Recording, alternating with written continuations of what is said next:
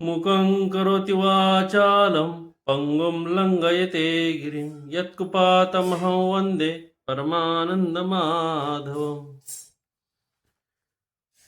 अबोल असणाऱ्या, मुक्या असलेल्या माणसाला सुद्धा बोलतं करणाऱ्या आणि जो पांगळा आहे त्याला सुद्धा पर्वत लंघून जाण्याची शक्ती देणाऱ्या माधवाला वंदन करून चरपट पंजरिका या स्तोत्राचा जो विचार विनिमय आपला चालू आहे तो आपण पुढे घेऊन जाऊया. नमस्कार, मी अंबादास मजगे. भजगोविंदम या चॅनलमध्ये आपलं स्वागत आहे. या चॅनलला लाईक करा, शेअर करा आणि सबस्क्राईब करायला अजिबात विसरू नका. आज आपण 14वा जो श्लोक आहे चरपट पंजरिका या स्तोत्रातला तो 14वा श्लोक आहे. यावत जीवो निवसति देहे कुशलं तावत पृच्छति गेहे गतवती वायो देहा पाये भार्या बिभ्यति तस्मिन काय. अतिशय सुंदर असा मार्गदर्शन. मानवी जीवन, मानव कसं अनाठाई खर्च करतो आहे, अनाठाई वेळ कसा घालवतो आहे आणि त्यानं कोण्या ठिकाणी त्यानं खर्च केलं पाहिजे, कोण्या ठिकाणी तो गेला पाहिजे याचं सुंदर मार्गदर्शन श्रीमद आद्य शंकराचार्य आपल्या या चरपट पंजरिका स्तोत्रामधून करतात. मागच्या सोमवारी जो आपण श्लोक घेतला त्या श्लोकाचा जो विचार होता तो होता की गेयं गीता नाम सहस्त्रम. म्हणजे तू काय कर की गीताचं गान कर, विष्णू सहस्त्रनामाचं जप कर आणि श्रीपतीचं, श्रीकृष्णाचं ध्यान कर आणि स्वतःचं जे चित्त आहे, स्वतःचा जो विचार आहे, स्वतःचं जे मन आहे ते संत संगतीमध्ये लाव. आणि संत संगतीचा काय महिमा आहे की माणूस उच्च शिखरावरही जातो आणि अधोगतीच्या परमगतीला सुद्धा जाऊन पोचतो. हे आपण मागच्या श्लोकामध्ये ऐकलेलंच आहे. आज आपण याचा विचार करूया की यावत जीवो निवसति देहे, यावत जीवो निवसति देहे, या देहामध्ये जोपर्यंत जीव आहे, हा पहिल्या ह्याचा अर्थ आहे की यावत जीवो निवसति देहे कुशलं तावत पृच्छति गेहे.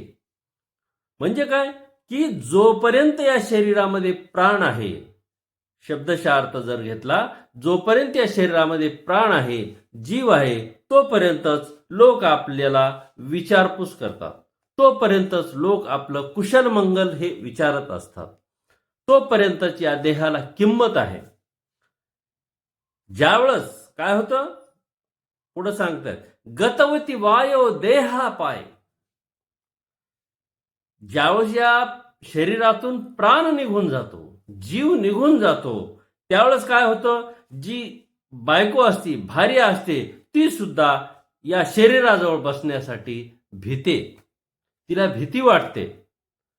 हा या श्लोकाचा अर्थ आहे. म्हणून म्हणतायत की अरे बाबा, एवढं तू सगळ्यासाठी झिजतोस, करतोस, पण ज्यावेळेस असं होईल ना, प्राण निघून जाईल ना, त्यावेळेस कुणीही विचारणार नाहीये. उलट तुझ्याजवळ बसण्यासाठी सुद्धा लोकांना भीती वाटणार आहे. म्हणून भज गोविंदम भज गोविंदम भज गोविंदम मूढमते. अरे मूर्खा, भज गोविंद, गोविंदाचं भजन कर, गोविंदाचं स्मरण कर, अन्यथा नाही नाही रक्षती डुकरूही करणे. अरे प्राप्ते, ज्यावेळेस वेळ येईल ना, प्राप्ते सन्निहिते मरणे नाही नाही रक्षते डुकरूही करणे, कुणीही तुला वाचू शकणार नाही. त्यावेळेस अभ्यास करून उपयोग नाही, त्यावेळेस चिंतन करून उपयोग नाही. म्हणून आतापासूनच तू याचं चिंतन कर, विचार कर, गोविंदाचा विचार कर, असं या स्तोत्रामधून श्रीमद आद्य शंकराचार्य आपणास समजावतात. आपण हे पाहतो की ज्यावेळेस जोपर्यंत या शरीरामध्ये प्राण असतो ना, तोपर्यंत सर्वजण त्याचं कुशल मंगल सुद्धा विचारतात. काय हवं, काय नको, येतात जातात, हे सगळेजण करतच असतात. पण ज्याचा प्राण निघून गेलाय, त्या प्राण निघून गेलेल्याला किंमत नसते. एवढंच नाही तर तो अस्पृश्य अस्पर्शनीय असतो. कसा की स्पर्श करत नाहीत त्याला सरासरी, आणि केलं तर लागलीच आंघोळ करतात. बघा, जो माणूस एवढा कितीही भारीचे कपडे घातलेले असले, कितीही सोन्या दागिन्यानं मढवलेला असला, तरी सुद्धा तो काय होतो की त्याची किंमत कमी होते.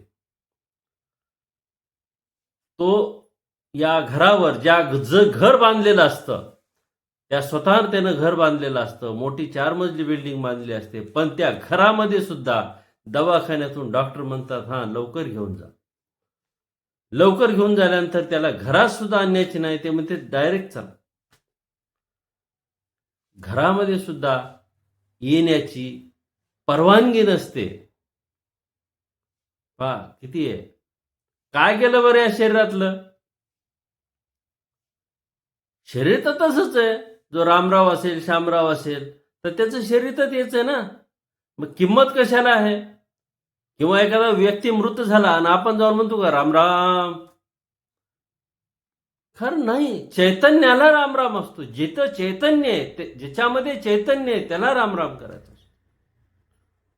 म्हणून अशा व्यक्तीला सुद्धा स्पर्श करत नाही, आणि केला जरी, आता करावंच लागतं ना, त्या कारण अंतिम संस्कार करायचे असते तर त्याची घरची जी काय माणसं असतील ठराविक, ती त्याला स्पर्श करतात, त्याला घेऊनही जातील. आंघोळ सुद्धा दारामध्येच असते. खूप मोठं बाथरूम बांधलेलं असतं, एवढं मोठं, कितीतरी लाख खर्चून, पण त्या बाथरूममध्ये नाही तर दारामध्ये आंघोळ असते. अशी विचित्र अवस्था आहे. कारण का? प्राण नाही. किंमत कशाला आहे? प्राणाला किंमत. सगळेजण म्हणतात फलाने काका गेले, फलाने काका गेले. अरे काकाचं शरीर तर इथेच आहे, मग गेलं कोण? म्हणजे शरीर हे काका नाही, तर त्याच्यामधलं जे तत्व आहे ते म्हणजे काका आहे. म्हणून तो जे तत्व आहे ना, ते तत्व आहे तोपर्यंतच माणसाच्या जीवनाला किंमत आहे, असं श्रीमद आद्य शंकराचार्य आपल्याला समजावतायत. किती सुंदर गोष्ट समजावलेली आहे पहा. कारण कसं असतं पहा, हे जीवन आहे, मानवी जीवन आहे. यावत जीवो निवसती देहे, जोपर्यंत या देहामध्ये प्राण आहे तोपर्यंत या शरीराकडून जी पाहिजे ती माणसानं कामं करून घेतली पाहिजे.